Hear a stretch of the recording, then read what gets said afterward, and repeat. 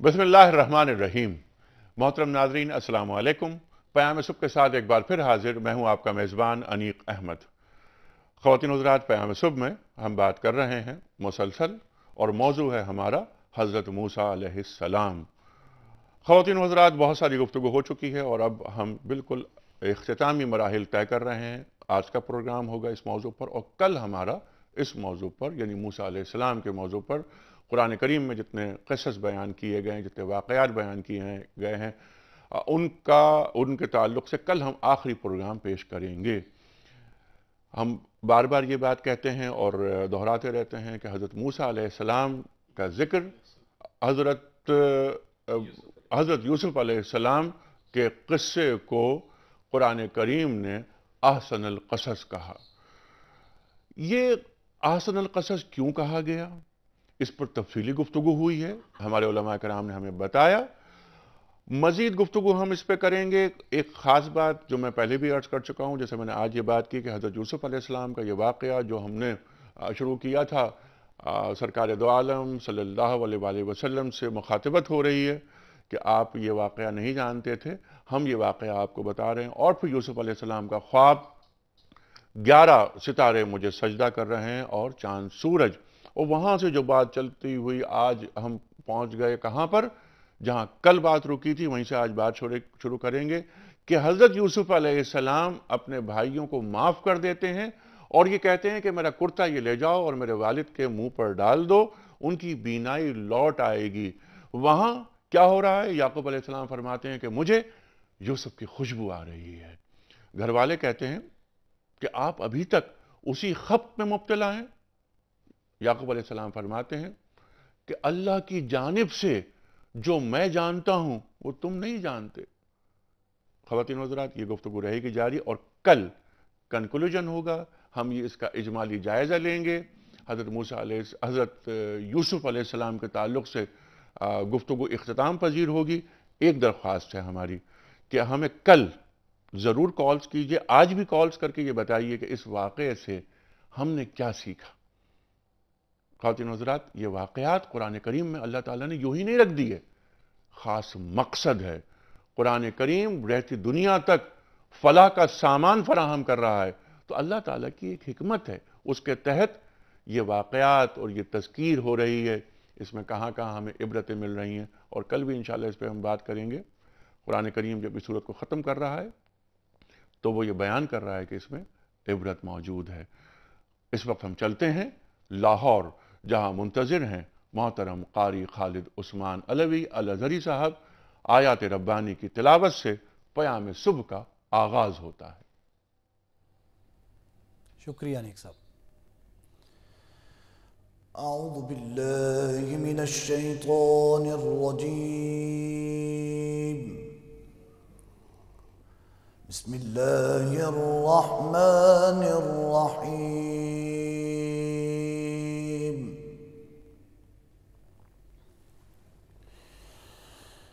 फलम्मा दखलू अला यूसुफ आवा इलैहि अबवैहि वक़ाल उदखुलू मिस्र इंशाअ अल्लाहु आमिनीन।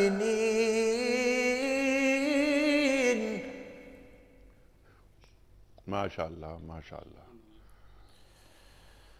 ورفع أبويه على العرش وخروا له سجدا सुभान अल्लाह सुभान अल्लाह। وقال يا أبت هذا تأويل رؤياي من قبل قد جعلها ربي حقا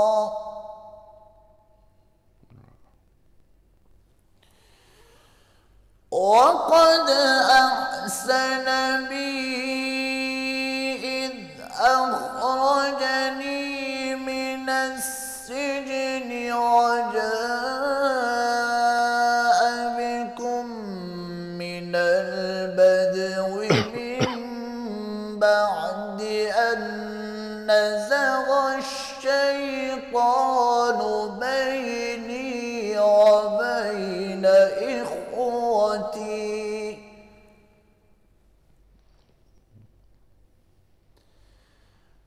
إن ربي لطيف لما يشاء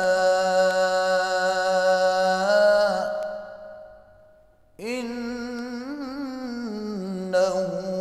هو العليم الحكيم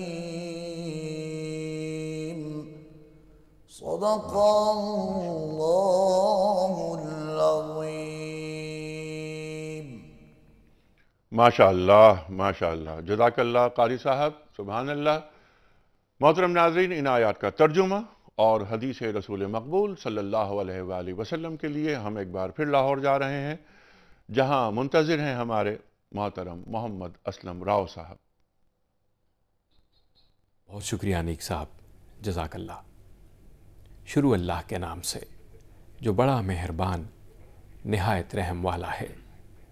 جب یہ سب لوگ یوسف کے پاس پہنچے تو یوسف نے اپنے والدین کو اپنے پاس بٹھایا اور کہا، مصر میں داخل ہو جائیے، خدا نے چاہا تو امن و چین سے رہیے گا۔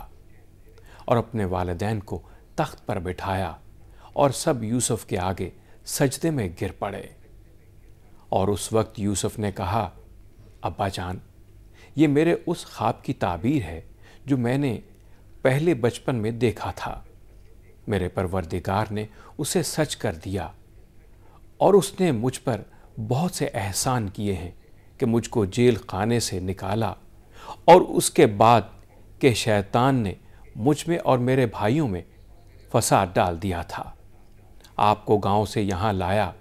بے شک میرا پروردگار جو چاہتا ہے تدبیر سے کرتا ہے، وہ دانا اور حکمت والا ہے۔ زہے مقدر نبی کریم صلی اللہ علیہ وآلہ وسلم نے فرمایا، وہ آدمی بڑا بدقسمت ہے جس نے اپنے والدین کو اپنے پاس بڑھاپے کی حالت میں پایا اور ان کی خدمت نہ کرنے کی وجہ سے جنت میں داخل نہ ہو سکا۔ بہت شکریہ اسلم راؤ صاحب، جزاک اللہ۔ خواتین و حضرات، حضرت یوسف علیہ السلام کا واقعہ جس پر گفتگو ہو رہی ہے مسلسل، آج ہم اس کا سیکنڈ لاسٹ پروگرام، یعنی کل ہمارا لاسٹ پروگرام ہوگا اس قصے سے متعلق۔ انشاءاللہ تعالی آج ہم اس قصے کو وہاں تک لے جائیں گے کہ جہاں حضرت یوسف علیہ السلام نے کچھ دعائیں مانگی ہیں، اور کل انشاءاللہ اسے ہم کنکلوڈ کروائیں گے اپنے علماء کرام سے کہ سرکار دو عالم صلی اللہ علیہ وآلہ وسلم سے دوبارہ مخاطبت اللہ تعالیٰ فرما رہا ہے، اور جس طرح اس قصے کے آغاز میں اللہ تعالیٰ نے مخاطبت فرمائی تھی محمد مصطفیٰ احمد مجتبیٰ صلی اللہ علیہ وآلہ وسلم۔ تشریف فرمائے محترم ڈاکٹر محسن نقوی صاحب اور محترم مولانا شجاع الدین شیخ صاحب، سب آپ سے واقف ہیں، روزانہ تشریف لاتے ہیں، بڑے ہم احسان مند شکر گزار۔ سب سے بڑی بات یہ ہے کہ آپ کی آمد سے اور جو آپ کا تفسیری انداز ہے آپ دونوں حضرات کا، جس طرح سے آپ نے اس قصے کو بیان فرمایا اور مختلف پہلوؤں پر روشنی ڈالی، مختلف گوشے ایسے تھے کہ جن پر گفتگو اب تک نہیں ہو پائی تھی۔ الحمدللہ ایسے علماء کرام موجود ہیں، اللہ انہیں سلامت رکھے۔ خواتین و حضرات، اس سے پہلے کہ ہم پہلا سوال رکھیں محسن نقوی صاحب کے سامنے، کوئز کمپٹیشن، کل کے سوال کا درست جواب اور آج کا سوال۔ کل ہم نے آپ کے سامنے یہ سوال رکھا تھا کہ اللہ تعالیٰ نے حضرت آدم علیہ السلام کو کس چیز سے پیدا کیا تھا؟ صحیح جواب ہے مٹی۔ آج کا سوال نوٹ فرما لیجئے۔ حضرت حمزہ رضی اللہ تعالی عنہ کے ایمان لانے کے 3 دن بعد کس مشہور شخصیت نے اسلام قبول کیا تھا؟ حضرت حمزہ رضی اللہ تعالی عنہ کے ایمان لانے کے 3 دن بعد کس مشہور شخصیت نے اسلام قبول کیا تھا؟ 3 آپشنز: حضرت عمر فاروق رضی اللہ تعالی عنہ، دوسرا آپشن حضرت عثمان غنی رضی اللہ تعالی عنہ، اور تیسرا آپشن حضرت خالد بن ولید رضی اللہ تعالی عنہ۔ خواتین حضرات، ٹیلی فون نمبرز، ای میل ایڈریس اور ایس ایم ایس کا نمبر اسکرین پر آ رہا ہے، نوٹ فرمائیے اور اپنے درست آپشنز روانہ فرمائیے۔ آپ جانتے ہیں کہ پروگرام کے آخر میں قرآن اندازی کے ذریعے ایک گفٹ ہیمپر روانہ کرتے ہیں ہم ایک خوش نصیب کی خدمت میں دنیا ٹی وی کی جانب سے۔ ڈاکٹر صاحب سے پروگرام شروع کرتے ہیں۔ ڈاکٹر صاحب، کل یاد ہے آپ کو کہ ہم نے پروگرام کہاں روکا تھا؟ اس کا خلاصہ بھی میں نے بیان کر دیا۔ یعقوب علیہ السلام کے پاس وہ قمیض آتی ہے، اس سے پہلے آپ فرماتے ہیں کہ میں خوشبو یوسف کی محسوس کر رہا ہوں۔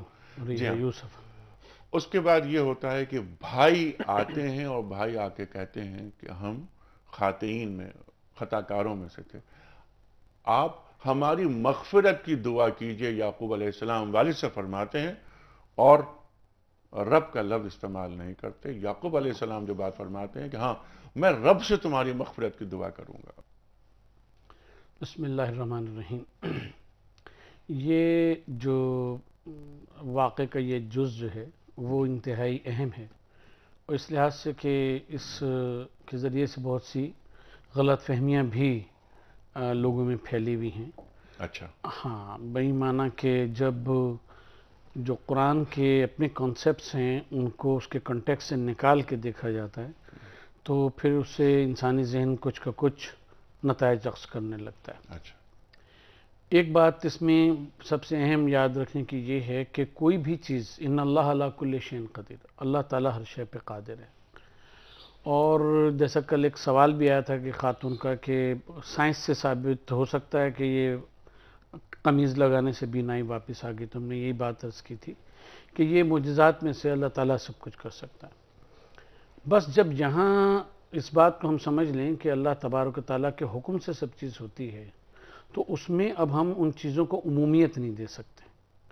اس کو ہم یوں ایک جملے میں عرض کر دیں کہ مثلا خانہ کعبہ میں جو حجر اسود نصب ہے اس کو چومنے کا حکم دیا گیا، تو اس کا یہ مطلب نہیں ہے کہ ہم اس میں عمومیت پیدا کر کے اور ہر پتھر کو چومنا شروع کر دیں کہ کیونکہ اس کو چومنے کا حکم دیا گیا لہذا ہر پتھر کو چوما جا سکتا ہے۔ اللہ تبارک و تعالیٰ نے حضرت یوسف علیہ السلام کو یہ گویا کہ وحی کی کہ یہ بھیجو گے کرتا تو وہ اس کرتے سے حضرت یعقوب علیہ السلام کی بینائی واپس آ جائے گی۔ یہ ایک مخصوص واقعہ ہے کہ جو اللہ تبارک و تعالیٰ نے وحی کے ذریعے سے کیا، اور وہ اس کرتے سے مخصوص تھا اور مخصوص رہے گا، اس کو عمومیت نہیں دی جا سکتی۔ چنانچہ قرآن ہمیں خود ہی یہ بتاتا ہے کہ وہ جب بھیجا گیا تو اب دیکھیں یہ بھی نبوی وہ ہے کہ وحی کے ذریعے سے کہ کتنی دور ہے مصر اور کنعان ایک دوسرے سے، اور حضرت یوسف علیہ السلام فرماتے ہیں کہ انی لاجد ریح یوسف، کہ مجھے یوسف کی خوشبو محسوس ہو رہی ہے۔ تو یہ عام شامہ نہیں ہے، عام قوت نہیں ہے سونگنے کی کہ جس سے ایسا ہو سکتا ہے۔ ٹھیک ہے، اب یہ سوال میں صرف اپنی علمی کمی کو دور کرنا چاہ رہا ہوں آپ حضرات سے، یعنی سینکڑوں میل دور ہیں جی، یوسف علیہ السلام اور حضرت یعقوب علیہ السلام، خوشبو آ رہی ہے، بیان کر رہے ہیں، اور آپ نے یہ فرمایا کہ میرے رب نے جو مجھے بتا دیا وہ تم نہیں جانتے جو میں جانتا ہوں۔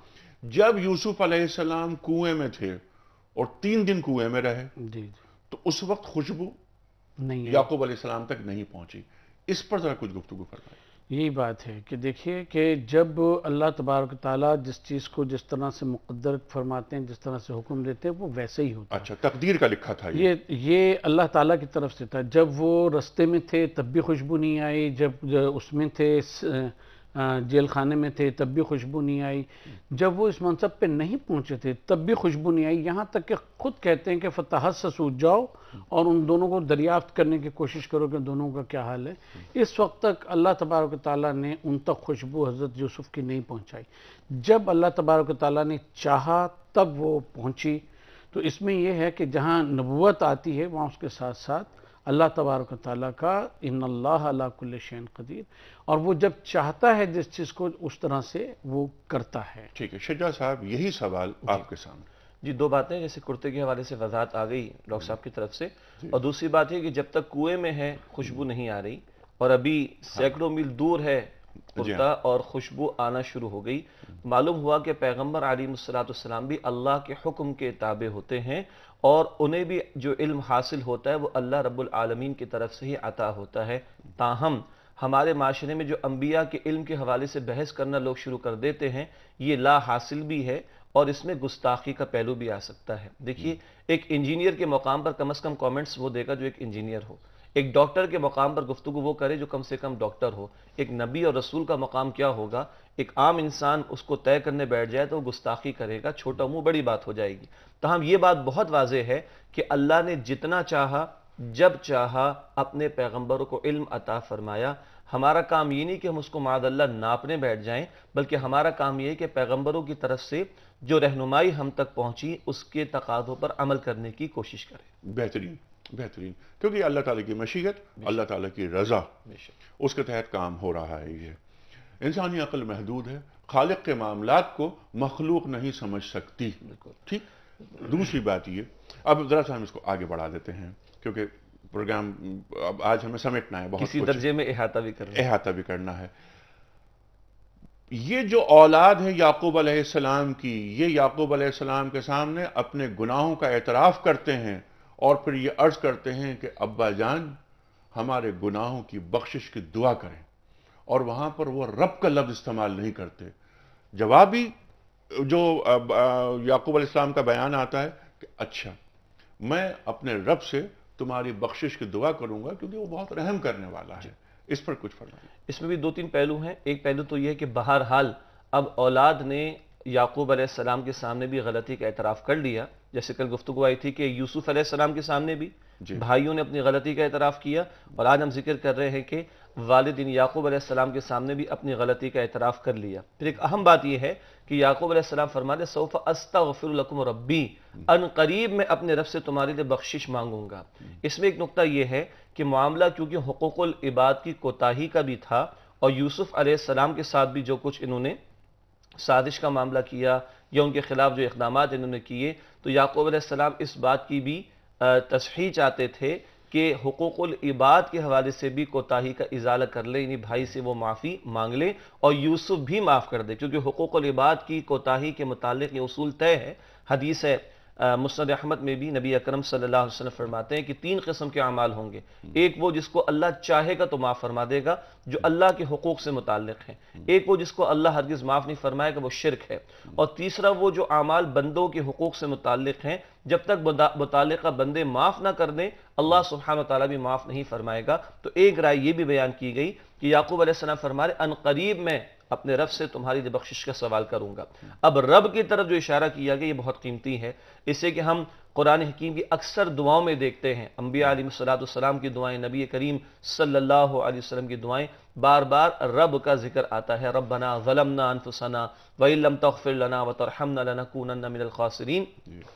وہی رب ہے جس کی ربوبیت کے معنی میں مالک ہونے کا تصور بھی ہے کہ وَمَن يَغْفِرُ الذُّنُوبَ إِلَّا اللَّهُ، اللہ کے سوا کوئی نہیں کہ جو گناہوں کو معاف فرما دے۔ تو وہ رب کی طرف بھی یہاں پر اشارہ اس معنی میں کہ رب کے در کے سوا کوئی در نہیں کہ جہاں جا کے ہم روئے اور اپنے گناہوں کی معافی مانگنے کی کوشش کریں۔ بالکل ٹھیک ہے، اس میں جی آپ فرمائیے۔ اگر اجازت جی جی فرمائیے سر۔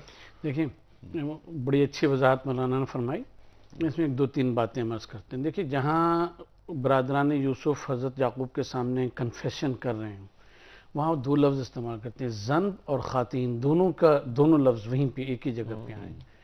یہ جو فرمایا انہوں نے کہ اس میں ایک تو اللہ کے حقوق کی بات ہے کہ انہوں نے خلاف شریعت بات کی، اس کو زنب سے وہ کیا، اور جو حضرت یوسف علیہ السلام کے انسانی حقوق کے گویا خلاف بات کی، اس کو خطا سے وہ کیا۔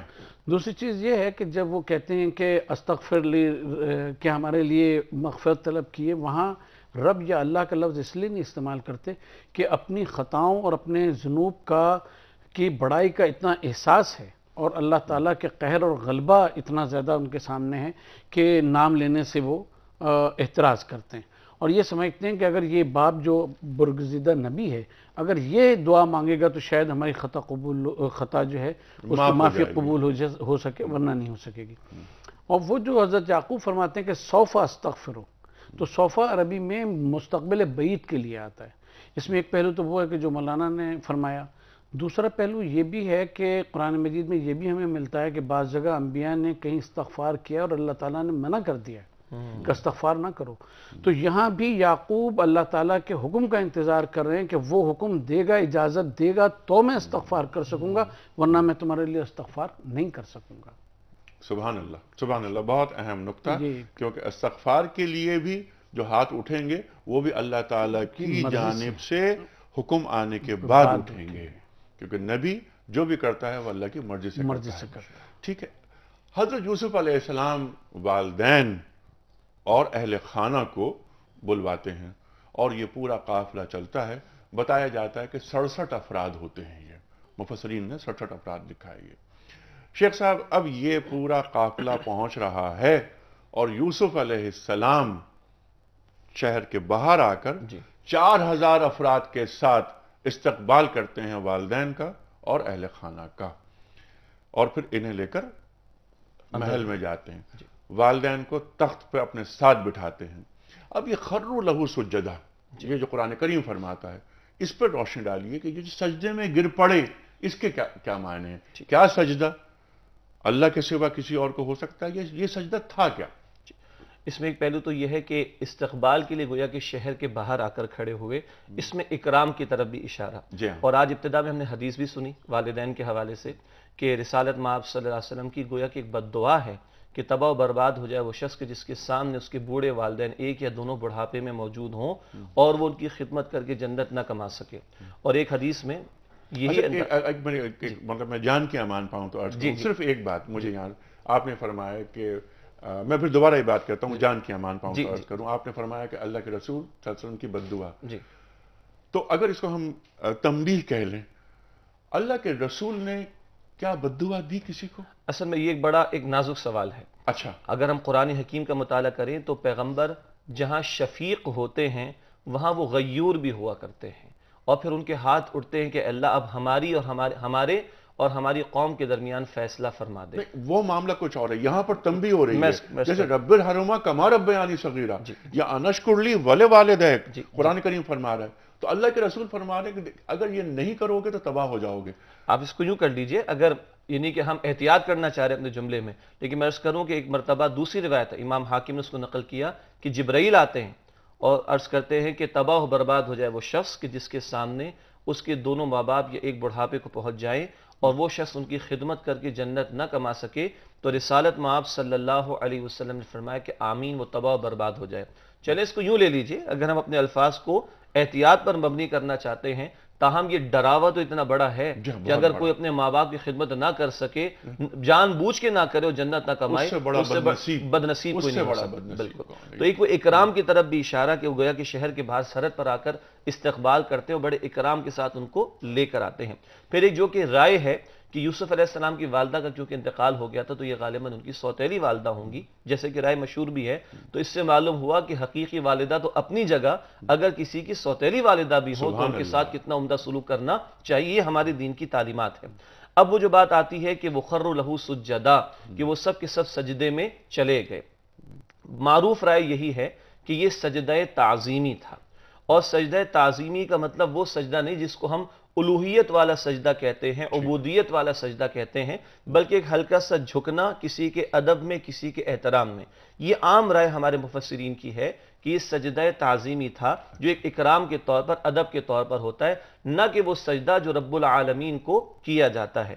اور ایک رائے یہ بھی بیان کی گئی کہ سب نے سجدہ کیا ہے شکرانے کے طور پر بھی یوسف علیہ السلام کے مل جانے۔ ایک طویل عرصے بعد ملاقات ہوئی ہے تو یہ سجدہ تعظیمی ہے۔ خواتین حضرات، گفتگو جہاں رک رہی ہے وہیں سے شروع ہوگی۔ اس وقت ہم جا رہے ہیں چھوٹے سے بریک کے جانے، واپس آئیں گے، ٹیلی فون لائنز اوپن ہوں گی، آپ کے سوالات، علماء کرام کے جوابات۔ چھوٹا سا بریک۔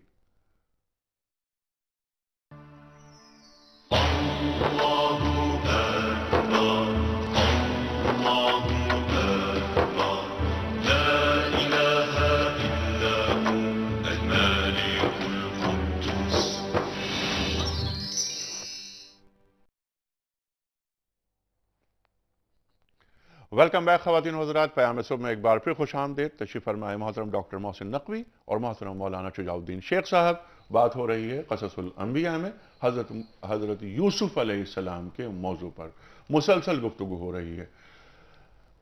जहाँ बात रुकी थी वहीं से हम आगे बढ़ाएंगे बात, लेकिन फ़िलहाल मैं पेश करना चाह रहा हूँ आपकी खिदमत में कल के सवाल का दुरुस्त जवाब, क्विज़ कंपटीशन का और आज का सवाल। कल हमने सवाल ये रखा था कि अल्लाह ताला ने हज़रत आदम अलैहिस्सलाम को किस चीज़ से पैदा किया था। 3 ऑप्शंस, आग, पानी, मट्टी। सही ऑप्शन है मट्टी। आज का सवाल नोट फरमा लीजिए। हज़रत हमज़ा रज़ियल्लाहु ताला अन्हु के ईमान लाने के 3 दिन बाद किस मशहूर शख्सियत ने इस्लाम कबूल किया था। 3 ऑप्शंस, हज़रत उमर फारूक रज़ियल्लाहु ताला अन्हु, दूसरा ऑप्शन हज़रत उस्मान गनी रज़ियल्लाहु ताला अन्हु और तीसरा ऑप्शन हज़रत खालिद बिन वलीद रज़ियल्लाहु ताला अन्हु। ख़वातीन व हज़रात, दुरुस्त ऑप्शन रवाना फरमाने के लिए हमारे टेलीफोन नंबर्स स्क्रीन पर मौजूद हैं, SMS का नंबर स्क्रीन पर मौजूद है और हमारा ईमेल एड्रेस स्क्रीन पर मौजूद है। दुरुस्त जवाब रवाना फरमाइए। प्रोग्राम के आखिर में, जैसे कि आप सब लोग जानते हैं, कुरानदाजी होती है और एक खुश नसीब की खिदमत में दुनिया TV की जानिब से गिफ्ट हैम्पर रवाना किया जाता है। डॉक्टर साहब, वो जो सवालात मैंने रखे थे शुजाउद्दीन शेख साहब के सामने, वही सवालात आपकी खिदमत में कि ये काफिला पहुंच रहा है मिस्र, यूसुफ अलैहिस्सलाम इस्तकबाल करते हैं बाहर आकर और वो खर्रु लहू सुज्जदा, उस पर ज़रा बात कीजिएगा। कि कुछ बातें तो शुजाउद्दीन साहब ने इसको वजाहत कर दी। जी हाँ। देखिए, कुरान मजीद कोई लफ्ज़ बिला वजह इस्तेमाल नहीं करता, उसके हर लफ्ज़ में कोई ना कोई वो पोशीदा होती है। अरबी ज़ुबान में वालिदैन कहते हैं बायोलॉजिकल फादर और मदर को। अब वह का जो लफ्ज़ है वो गार्जियन और पेरेंट्स के माना में भी इस्तेमाल हो सकता है। ठीक है, अच्छा। लिहाजा जब ये बात आती है कि आप वहाँ पहुँचते हैं तो वहाँ फिर देखिए आवा का लफ्ज़ है जी, कि आपने अबवै को, यानी दोनों बाप को और जो सौतेली माँ थी या खाला थी जो निकाह में आ गई थी याकूब के, उन दोनों को अपने करीब किया। और उदखुलू मिस्र जो कहते हैं, तो मिस्र से मुराद इजिप्ट नहीं है, मिस्र के माने शहर है, जिस शहर से बाहर निकल के आपने इस्तकबाल किया और दारुल खिलाफा फिर आप गोया के अंदर लेके गए। अच्छा। तो मिस्र कहते हैं शहर को। अच्छा, उसके बाद जो आया मुबारक आती है तो वहाँ देखिए आवा के लफ्ज़ नहीं है कि आपने करीब किया, बल्कि रफ़ा अब वह है अलल अर्श है कि आपने उनको अर्श पे ऊपर जगह दी, तख्त पे ऊपर जगह दी। इसका मतलब ये है कि जब वो वालिदैन ऊपर बैठे हुए हैं, वालिदैन नहीं अबवै जो हैं उनके पेरेंट्स जो हैं वो ऊपर बैठे हुए हैं, तो अब उनके सजदा करने का कोई सवाल नहीं पैदा होता। जब वो साथ बैठे हुए हैं तो अब सजदे का सवाल नहीं पैदा होता। तो इस कॉन्टेक्स्ट में खर्रु लहू सुज्जदन का अगर हम वो देखें माना तो बिल्कुल वाज़ेह हो जाता है कि 11 अफराद ने और अबवै ने सजदा किया, वहाँ सूरज और चांद ने सजदा किया, वो ख्वाब की ताबीर। तो अब ये बराबर बैठे हुए तो ये तो सजदा नहीं कर सकते, तो फिर वो 11 और 13 आदमी जो हैं 13 अफराद कैसे सजदा करेंगे। तो सजदे का यह मफहूम इन्हिना का और उनकी गोया की बरतरी या उनकी हुकूमत जो है उसको तस्लीम करना के माने में सामने की तरफ झुकना, सजदे के माने एक ये भी आते हैं। अच्छा। बल्कि ज़्यादा माने सजदा के माना में खुजू और खुशू जो है वो तजल्लुल जो है वो शामिल है। खर्रु सुजदा के माने ये हुए कि अपने वालिदैन के सामने और वालिदैन ने और उन्होंने उनके सामने इन्हें ना किया, ये जैसे हम इंग्लिश में बो कहते हैं, उसके माने प्रोस्ट्रेशन यानी सजदे के नहीं, सजदे के नहीं है, पेशानी नहीं टिकाई अल्लाह ताला के अलावा किसी के सामने। हाँ, और ये कैसे मुमकिन है। हाँ, ये रफ़ा अब वह जो है वो वजाहत करता है इस बात की कि सजदे के यहाँ क्या माने हो सकते। बिल्कुल ठीक है। कुछ कॉलर्स हैं, उनको ले लेते हैं शेख साहब, उसके बाद बात आगे बढ़ाते हैं। जी अस्सलाम वालेकुम। वालेकुम अस्सलाम। जी फरमाइए। जी अनिक भाई, ये एक सवाल करना था कि अल्लाह ताला के हुक्म, इज़्न और उसकी रजा में क्या फर्क है। हाँ, हुक्म, इज़्न और रजा में क्या फर्क है। ठीक है, अगला सवाल ले लेते हैं। जी अस्सलाम वालेकुम। अस्सलाम वालेकुम सर। वालेकुम जनाब फरमाइए। जनाब, सिर्फ माँ बाप के हवाले से मैं बात करूंगा। जी जो आज के वक्त में हो रहा है, उसमें माँ बाप को तस्दीक करते हैं लोग, किस तरह उनको परेशान करते हैं, उसके बारे में क्या कहेंगे अनिक साहब। जिस तरह परेशान करके रखा है माँ बापों को। मेरे तो माँ बाप नहीं है, मैं किस तरह करूँ अपने माँ बाप की। बस बदनसीब हैं जो, जैसे अभी बात हो रही थी, उनसे बड़ा सवाल रखते हैं आपके सामने। ये शेख साहब आपके सामने, आप इससे बड़ा बदनसीब कौन हो सकता है और इससे बड़ा महरूम कौन हो सकता है कि जिसके वालिदैन, जैसे इन साहब ने कहा कि उनके वालिदैन हयात नहीं है। इस महरूमी का शिकार ये खादिम भी है। काश मेरे वालिदैन होते और मैं उनकी खिदमत करता।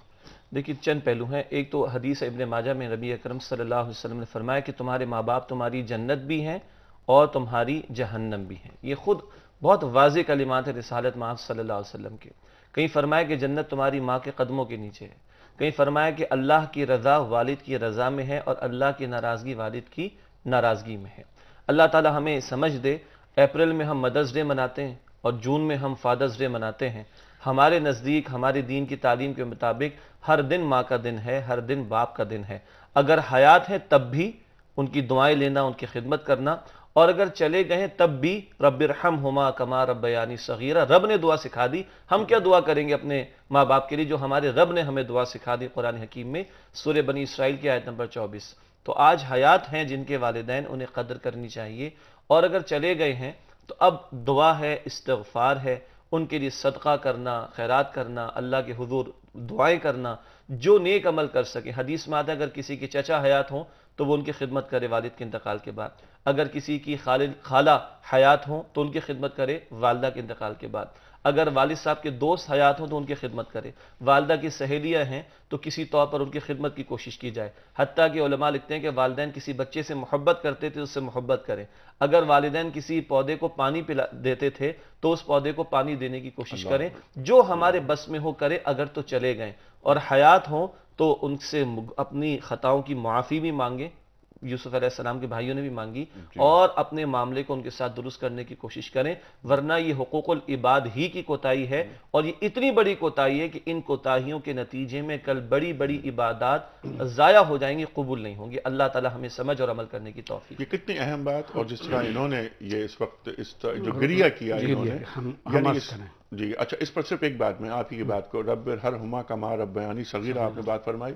एक और आयत हमें याद आती है कि अल्लाह ताला वालिदैन का मकाम कितना बुलंद फरमा रहा है कि अनशकुर ली, मेरा शुक्र अदा करो, वाले वालिदैन, और अपने वालिदैन का, यानी वालिदैन का भी अदा करो शुक्र, और मेरा भी। यानी इससे भी बड़ी एक आयत। अच्छा फरमाइए।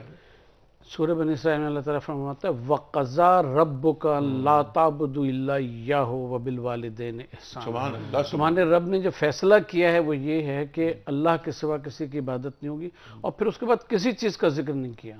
वबिल वालिदैन इहसान। सुभान अल्लाह, सुभान अल्लाह। और वालिदैन में भी कोई क्वालिफिकेशन नहीं है कि वो मुसलमान हों, वो काफिर हों, या ये हों या वो हों, तुम्हारे साथ अच्छे हों, तुम्हारे साथ। वबिल वालिदैन इहसान, ये अल्लाह ताला ने फैसला कर दिया। और वो जो आया मुबारक जिसकी तरफ मौलाना ने इशारा फरमाया, उसमें है कि वला तकुल लहुमा उफ़िन वला तनहरहुमा, कि उफ तक न कहो। नबी पाक सल्लल्लाहु अलैहि वसल्लम फरमाते हैं कि उफ वो अरबी में छोटे से छोटा कलमा है जिससे नाराज़गी का इजहार किया जा सकता है, और अगर इससे छोटा कलमा भी अरबी में मौजूद होता तो अल्लाह तबारक तआला उससे भी मना फरमा देता। तो अब ये दो आयात सुनने के बाद इनको नहीं, इनके जो औलाद है उसको गिरिया करना चाहिए और मग़फ़िरत तलब करना चाहिए। और इसके साथ साथ हमारा जो माशरा, इस वक्त हमने एक प्रोग्राम किया था वालिदैन के हुकूक, मेरा ख्याल है कि आप उस प्रोग्राम में थे। तो हमारे टीम ने एक पैकेज बनाया था एडी सेंटर जाकर, उस पर लोगों ने जिस तरह उस पर जो लोग रोए हैं, वहाँ पर ख़ास बात ये थी डॉक्टर साहब और शुजाउद्दीन शेख साहब और मोहतरम नाज़रीन कि जब उन वालिदैन से हमने बात की कि जो एडी सेंटर में मौजूद हैं, जिनके बच्चे, जिनकी औलादें उन्हें छोड़कर चली गईं, बड़ा अफसोस किया उन्होंने कि हमने अपने बच्चों को पाल पोस के बड़ा किया, उन्होंने हमें एडी सेंटर में जमा कराया और चले गए। लेकिन किसी भी माँ या किसी भी बाप के ज़बान पर औलाद के लिए बद्दुआ नहीं आई।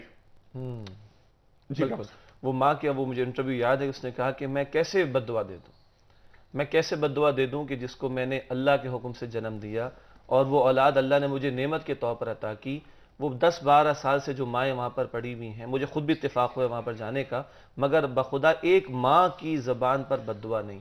یعنی یہ ماں کیا ہوتی ہے ہم سمجھ نہیں سکتے، اور مرد کبھی سمجھ ہی نہیں سکتا کہ ماں کسے کہتے ہیں. اور ایک بڑا پیارا جملہ پڑا ہے کیلنڈر میں کہ ایک باپ 7 بچوں کو پال تو سکتا ہے، تربیت بھی کر سکتا ہے، مگر 7 بچے مل کر بھی ایک باپ کو سنبھال نہیں سکتے.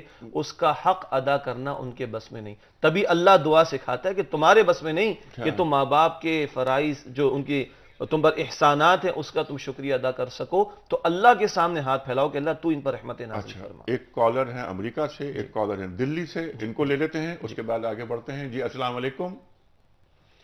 جی السلام علیکم. میں سعدیہ بات کر رہی ہوں امریکہ سے. جی سعدیہ صاحبہ. جی میرے 2 چھوٹے چھوٹے کوشچنز ہیں. جی سر. ایک تو میں یہ کہنا چاہ رہی تھی کہ ہم امریکہ میں روزانہ پاکستان میں خبریں سنتے ہیں کہ 3-3, 4-4 سال کی بچیوں کو اغوا کرنے کے بعد اور ان کے ساتھ زیادتیاں کرنے کے بعد قتل کر دیا جاتا ہے. اور زیادہ تر جو ہے یہ گاؤں دیہاتوں میں ہو رہا ہے. جی. تو میں اپنے علماء صاحبان سے یہ پوچھنا چاہتی ہوں کہ آپ اس سلسلے میں کیا کر سکتے ہیں کہ آپ لوگ ان لوگوں کی ذہن سازی کریں، سارے ملک میں پھیل جائے کہ یہ بچیاں ہماری بچیاں ہیں. جی جی یہ بالکل. چیزیں کل گاؤں سے نکل کے شہروں میں داخل ہو جائیں. بالکل ٹھیک ہے، بالکل ٹھیک ہے. اگلا سوال لیتے ہیں. جی السلام علیکم. اچھا آئی ایم سوری، مجھے دلی سمجھ میں آیا تھا وہ چلی ہے. جی اصل میں جی فرمائیے سر. السلام علیکم. وعلیکم السلام. جی وعلیکم السلام رحمۃ اللہ وبرکاتہ. ابھی آپ ذکر کر رہے تھے بڑا اچھا. جی جی جی اچھا آپ وعلیکم السلام ورحمۃ اللہ وبرکاتہ. آپ کا پروگرام بڑا اچھا ہے الحمدللہ. بات یہ ہے کہ آپ یہ گفتگو کر رہے تھے آپ کے یوسف علیہ السلام کے والد صاحب کو علیہ السلام کو خوشبو آئی. جی جی فرمائیے سر فرمائیے، اور ٹی وی کی آواز بند کر دیجیے. جی اچھا آپ کی ٹی وی کی آواز میں سن رہا ہوں، آپ ٹی وی کی آواز بند کر دیجئے، بس سوال کیجئے. اچھا تو جب انہوں نے کہا کہ یہ کرتا ہے اس کو خون لگا ہے، تو میں تھوڑی وضاحت کرنا چاہوں گا کہ والد صاحب علیہ السلام نے یہ کہا کہ وہ ایسا نہیں ہو سکتا نا. دوسرا میرا سوال یہ ہے کہ میرے والد حیات ہیں اور ہم باہر بیٹھ کے ان کی خدمت کر رہے ہیں، کیا یہ اللہ تعالیٰ قبول فرمائے گا؟ ہم گستاخی نہیں کرتے ان کی شان میں، عزت کرتے ہیں. اس پہ تھوڑی سی. اچھا ٹھیک ہے، یہ باہر بیٹھ کر خدمت ہو رہی ہے والدین کی، تو اس پر ڈاکٹر صاحب آپ بات کیجئے گا کہ یہ خدمت مانیٹری بینیفٹس کے لیے، کچھ معاشی سرگرمیاں ہوتی ہیں، اس کے لیے ہم اپنے والدین کو چھوڑ کر ملک سے باہر چلے جاتے ہیں اور انہیں پیسے بھجواتے رہتے ہیں، لیکن ان کی جو کہ والدین کی آنکھوں کی ٹھنڈک ہوتے ہیں، ہم آنکھوں کا نور ہوتے ہیں، وہ نور آنکھوں کا دور ہوتا ہے، صرف چند ڈالرز اور پاؤنڈز بھجواتے ہیں. تو کیا یہ سوال بہت اہم ہے. اور جب ہم مغرب جاتے ہیں دیکھتے ہیں تو والدین یہاں ترستے رہتے ہیں اور اولاد کے دل میں یہ بات آتی ہے کہ یار ہم خدمت نہیں کر پائے. جی ڈاکٹر صاحب. ہم صرف یہ بات عرض کریں گے کہ جب انسان کوئی عمل کر رہا ہوتا ہے تو اس کے لیے ایک پیمانہ ہے، وہ یہ ہے کہ وہ یہ دیکھے کہ اس میں رضا الہی ہے یا اس میں رضا الہی نہیں ہے. جی. اگر رضا الہی کے مطابق ہے تو وہ کام کرتے رہیے، اگر رضا الہی کے مطابق نہیں ہے تو وہ کام نہیں کیجیے. اگر یہاں ان کی خدمت کرنے والے، بیماری میں ان کی دیکھ بھال کرنے والے دیگر بہن بھائی موجود ہیں اور آپ مانیٹری بینیفٹ باہر سے ان کو بھیج رہے ہیں تو کوئی حرج نہیں ہے. لیکن اگر یہ کہ یہاں ان کی پراپر کیئر نہیں ہو رہی تو ٹھیک ہے، دوسروں کا بھی وہ ہے، لیکن پھر آپ کو یہ سمجھنا چاہیے کہ سب سے زیادہ آپ کو اگر احساس ہے تو حق بھی آپ کا سب سے زیادہ ہے. ٹھیک ہے. اور آپ کو پھر باہر کی چیزوں کو چھوڑ کر ان کی جو قربت ہے اس سے بڑی نعمت جو ہے وہ کوئی نہیں ہے کہ جس کو حاصل کیا جا سکے. یہ شجاع صاحب، یہ جو ایک سوال آیا تھا، یہ بہت اہم سوال، میرے خیال شادیاں تھیں وہ امریکہ سے، یہ پاکستان میں ایک نئی چیز یہ کیا شروع ہو گئی ہے؟ یہ چھوٹی بچیوں کو کڈنیپ کر لیا جاتا ہے، پھر ان کے ساتھ کتنا برا سلوک ہو رہا ہے، ان کی پھر لاش مل جاتی ہے. کہاں جا رہے ہیں ہم؟ دیکھیں اس کے بہت سارے پہلو ہیں. پہلا پہلو تو یہ ہے کہ جس طور پر معذرت کے ساتھ ہمارا میڈیا جنسی اشتعال انگیزی کو پھیلا رہا ہے، اس کے یہ بھیانک نتائج نکلیں گے. جب بند نہ باندھیں گے تو پھر وہ سیلاب کا پانی کہیں نہ کہیں سے اپنا راستہ نکالے گا. یہ بل بورڈز کے اوپر اور ٹیلی ویژن کی اسکرین کے اوپر اور ایڈورٹیزمنٹ کے نام پر، ڈراموں کے نام پر جس طرح فحاشی اور یعنی کو دکھایا جاتا ہے، اس سے لازماً وہ جنسی جذبات اشتعال میں آتے ہیں اور پھر وہ سیلاب کہیں نہ کہیں اپنا کام دکھانے کی کوشش کرتا ہے، جو کہ بہرحال غلط ہے. تو ہم یہ پریکاشنز بھی تو دیکھیں. قرآن یہ نہیں کہتا زنا نہ کرو, قرآن کہتا ہے لا تقربوا الزنا, زنا کے قریب بھی نہ جاؤ. تو یہ جو سارے ذرائع ہیں ان کو بھی تو روکنے کی ضرورت ہے, جس کو ہم انگلش میں کہتے ہیں نب دا ایول ان دا بڈ والی بات ہے. نمبر 1. نمبر 2, اسلام نے جو اس طرح کے اعمال پر سزائیں مقرر فرمائیں, جب تک ان کا نفاذ نہیں ہوگا اس وقت تک یہ خوف دل میں پیدا نہیں ہوگا. ایک ہے خوف خدا دل میں پیدا ہونا, جس کی طرف ہماری بہن نے اشارہ کیا کہ آپ پورے ملک میں کیوں نہیں پھیلتے. یقیناً علماء کرام کی بھی, خطباء کی بھی ذمہ داری بنتی ہے, لیکن یہ ہے تعلیم کا پہلو. ایک آتا ہے تعدیب کا پہلو, کہ جب تک وہ سزا کے نفاذ کا خوف بھی نہیں ہوگا تب تک یہ معاملات چلتے رہیں گے. اور بات اب صرف گاؤں دیہاتوں تک محدود نہیں ہے, اب تو معاذ اللہ شہروں کے اندر آپ دیکھیے کہیں مختلف فورسز سے متعلقہ لوگ, مختلف اداروں سے متعلقہ لوگ, اور ادھر ادھر گلی کوچے کے اندر یہ حرکتیں ہوتی ہوئی ہمیں دکھائی دیتی ہیں.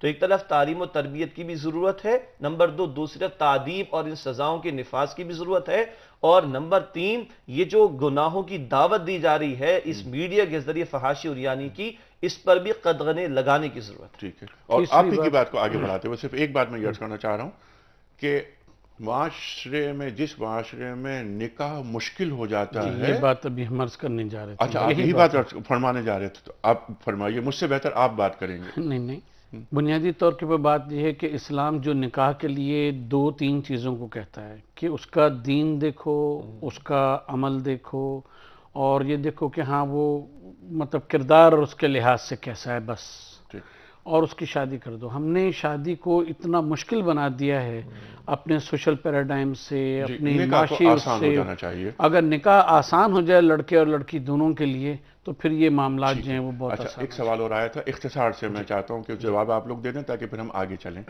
اللہ کے حکم میں, اذن میں اور رضا میں کیا فرق ہے؟ اللہ رب العالمین کی جو احکامات اس کی 2 کیٹیگریز ہوتی ہیں, جس کو ہم عام الفاظ میں کہتے ہیں امر اور نہیں. عوامر وہ احکامات جن کے کرنے کا حکم دیا گیا, نماز ادا کرو. کچھ ہے نواہی, جن سے منع کیا گیا سود چھوڑ دو, شراب چھوڑ دو. یہ تو ہے اللہ رب العالمین کے احکامات. جب بندہ کوئی نیک عمل کرنا چاہتا ہے تو توفیق بھی اللہ کی طرف سے ہوگی. اس توفیق کو ہم اللہ کا اذن بھی کہتے ہیں. جب اللہ کا ایک بندہ اللہ کی فرما برداری والا عمل کرنا چاہتا ہے تو اس میں اللہ کا اذن یعنی توفیق اور اجازت بھی شامل ہوتی ہے, اور اس میں اللہ کی رضا بھی شامل ہوتی ہے. تیسری بات, جب بندہ کوئی گناہ کرنا چاہتا ہے تو اجازت تو وہیں سے ملتی ہے. یہ بڑی نازک بات ہے, کیونکہ اسی زبان کو استعمال کر کے جھوٹ بولے گا, اسی آنکھ کو استعمال کر کے کچھ دیکھے گا, تو اجازت تو وہاں سے ہے. مگر جب بندہ گناہ کرتا ہے تو اس میں اللہ کی رضا شامل نہیں ہوتی. ٹھیک ہے, مشیت ہوتی ہے, رضا نہیں ہوتی. ٹھیک ہے, اب ہم ذرا آگے بڑھتے ہیں. اس میں یوسف علیہ السلام کا ایک مکالمہ بہت اہم, جب یہ سب باتیں ہو گئیں, یہ جو جس پر آپ حضرت نے بات کی خروا لہ سجدن کی بات, سب بات ہو گئی, تو آپ نے فرمایا یعقوب علیہ السلام سے کہ یہ ہے میرے خواب کی وہ تعبیر جسے اللہ تعالیٰ نے حقیقت بنا دیا. کتنا بڑا میرے رب کا مجھ پر احسان ہے. پھر بھائیوں کو وہ متون نہیں کر رہے, اور وہ کہہ رہے ہیں کہ شیطان نے میرے اور میرے بھائیوں کے درمیان یہ نظر ڈال دی اور خلیج پیدا کر دی. یہ کتنا بڑا کام ہے, کتنا بڑا یہ امپریشن ہے, یہ تاثر دیا جا رہا ہے وہاں پر. تو یعقوب علیہ السلام وہاں جو مکالمہ, اس پر ذرا بات کیجیے ڈاکٹر صاحب. دیکھیے بڑے وہی ہم بار بار عرض کرتے ہیں کہ قرآن مجید میں جو الفاظ جس طرح سے استعمال ہوئے ہیں ان میں ہی سارا فلسفہ جو ہے وہ پوشیدہ اگر اس کو سمجھا جائے. آپ فرماتے ہیں کہ اب دیکھیں کیسے الفاظ ہیں کہ اللہ تعالیٰ نے مجھ پر احسان کیا, اور وہ خواب جو میں نے دیکھا تھا اس کو پورا حقیقت میں بنا دیا, آج سب میرے سامنے. اس کے بعد جو حضرت یوسف علیہ السلام فرماتے ہیں وہ یہ کہ اپنے, جیسا آپ نے بھی کہا کہ وہ بھائیوں کے اوپر نہیں رکھتے. اس سے پہلے ایک جملہ کہتے ہیں کہ کس طرح مجھے سجن سے نکالا, قید خانے سے نکالا. نہیں, ہم یہاں قید خانہ نہیں کہیں گے. اچھا, سجن کا لفظ ہم نے کیونکہ قرآن نے. اچھا, سجن میں اور قید خانے میں کیا فرق ہے؟ سجن میں اور قید خانے میں فرق یہ کہ الدنیا سجن المومن. حدیث میں آتا ہے کہ دنیا مومنوں کے لیے قید خانہ ہے, سجن ہے. ہاں, سجن وہ جگہ کہ جہاں کسی کو اس کی مرضی کے بغیر تنہائی میں رکھا جائے بطور سزا کے. اب یہاں اگر کنویں کا ذکر کریں, کنویں سے بھی تو اللہ تعالیٰ ہی نے نکالا نا. لیکن کنویں کا ذکر نہیں کرتے، اس لیے کہ اگر وہ کنویں کا نام لیں گے، غیابات الجب کا نام لیں گے، تو وہاں یہ آئے گا کہ بھائیوں نے مجھے پھینکا تھا، لہٰذا سجن کہہ کے کنویں کی طرف بھی اشارہ فرماتے ہیں اور اس قید خانے کی طرف بھی اشارہ فرماتے ہیں جہاں وہ زلیخا کے اس سے کے بعد واقعے کے بعد آپ بھیجے گئے۔ تو یعنی بھائیوں کی جو رعایت ہے ان کے قلب کی، تالیف قلب کی، وہ آپ نے ہر جگہ میں وہ رکھی ہے۔ اور اس کے بعد پھر جو ہے وہ فرماتے ہیں کہ یہ شیطان ہے کہ جنہوں نے ہم دونوں کے درمیان فساد ڈال دیا۔ لیکن یہاں بھی دیکھیں کہ اصل میں فساد تو بھائیوں کی طرف سے تھا، لیکن اگر یہ کہیں کہ یہ بھائیوں نے میرے ساتھ زیادتی کی تو پھر بھائیوں کے دل میں آئے گا، لہٰذا اپنے کو بھی اس میں شامل کر لیتے ہیں کہ بینی و بینہم، ہم لوگوں کے درمیان ایک فساد تھا کہ جو شیطان نے وہ کر دیا تھا، ورنہ یہ بھائی ایسا کرنے والے تھوڑی تھے۔ جی ہاں، کیا سبحان اللہ سبحان اللہ۔ اچھا پھر یہاں کا ایک بات آپ کی اجازت سے، اچھا فرمائیے، 2 جملے میں، کہ یہاں بھی دیکھیے پیغمبر اللہ کی عطا اور عنایت کی طرف توجہ دلا رہے ہیں۔ یہ نہیں کہ کنویں میں گئے، یہ نہیں کہ قید خانے میں گئے، وہ جو عورتوں والا معاملہ، بلکہ اس میں جو رب کی عطا اور عنایت کی طرف اشارہ اس کو ہائی لائٹ کر رہے ہیں۔ گویا ہمیں بھی اللہ رب العالمین کی شکر گزاری پر توجہ کرنی چاہیے، اللہ کی نعمتوں اور انعامات پر توجہ کرنی چاہیے، اور شکوہ شکایت زبان پر نہیں لانا چاہیے۔ فوری بعد یوسف علیہ السلام فرما رہے ہیں کہ فاطر السماوات والارض، جی ربی قد آتیتنی من الملک، سبحان اللہ، اور انت ولی فی الدنیا والآخرہ توفنی مسلمین والحقنی بالصالحین۔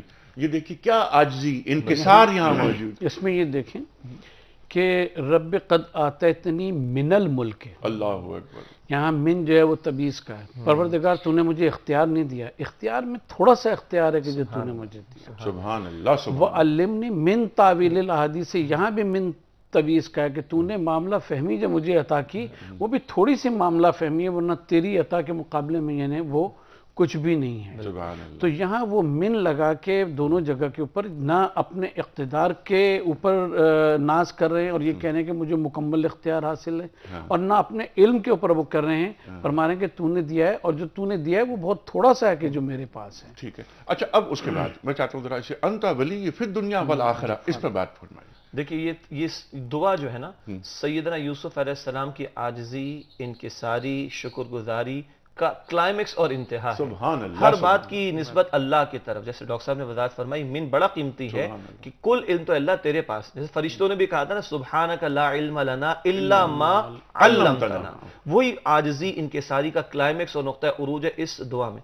انت ولی فی الدنیا والآخرہ، یہ دیکھیے آخرت کی طرف بھی توجہ، دنیا کا اختیار مل گیا تو بہت ہی مختصر، دنیا کے اندر کوئی منصب مل گیا تو بہت ہی مختصر، دنیا کی زندگی بھی مختصر، لیکن اللہ اس دنیا میں بھی اور آخرت میں بھی تو میرا ولی ہے۔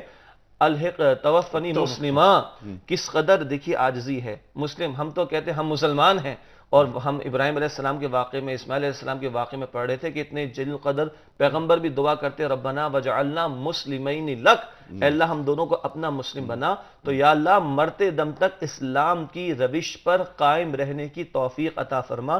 عاجزی در عاجزی ہے کہ اللہ تیری توفیق، تیرے اذن اور تیری اجازت کے بغیر تیری فرما برداری ممکن نہیں ہو سکتی۔ والحقنی بالصالحین، اور نیکوکاروں میں میرا خاتمہ فرما۔ سبحان اللہ سبحان اللہ۔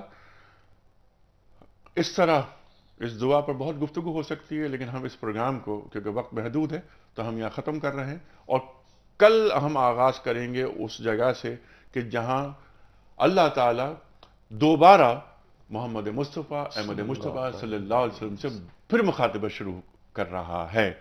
شیخ صاحب ایک پرچی آپ نکال دیجیے۔ آج ہم نکال، اچھا آج آپ نکال دیجیے، ٹھیک ہے۔ محسن نقوی صاحب پرچی نکال کر شیخ صاحب کو دیجیے گا، اور پھر شیخ صاحب جلدی سے ان صاحب کا یا صاحبہ کا نام کا اعلان کیجئے کہ جن کی خدمت میں ہم گفٹ ہیمپر روانہ کر رہے ہیں۔ محمد الیاس صاحب ہیں کوٹ ادو سے، محمد الیاس صاحب کوٹ ادو سے آپ کی خدمت میں دنیا ٹی وی کی جانب سے گفٹ ہیمپر مبارک ہو۔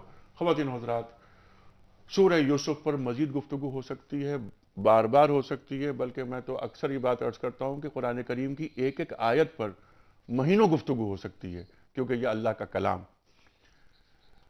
کتنے پہلو ہوتے ہیں، کتنے مفاہیم ہوتے ہیں، نئے نئے انداز سے سامنے آتے رہتے ہیں۔ اور ایک بات یہ بھی ہم نے بارہ عرض کی ہے کہ انسان کی عقل، انسان کا شعور کتنا بھی آگے چلا جائے، اس کی امامت قرآن کریم کرتا رہے گا۔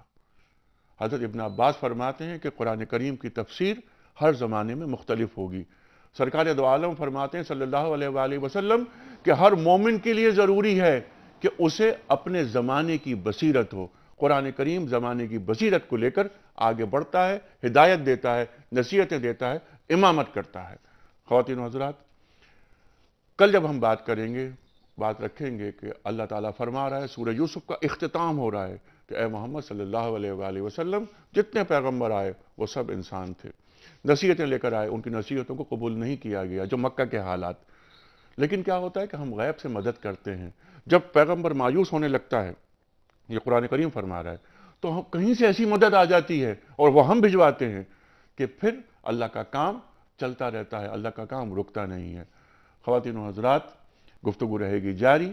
کل انشاءاللہ اسی پینل کے ساتھ دوبارہ حاضر ہوں گے، اور آخری بات یہ کہ اس واقعے سے، اس قصے سے، اور جسے قصص الانبیاء قرآن کریم کہہ رہا ہے، اس سے ہم نے کیا سیکھا؟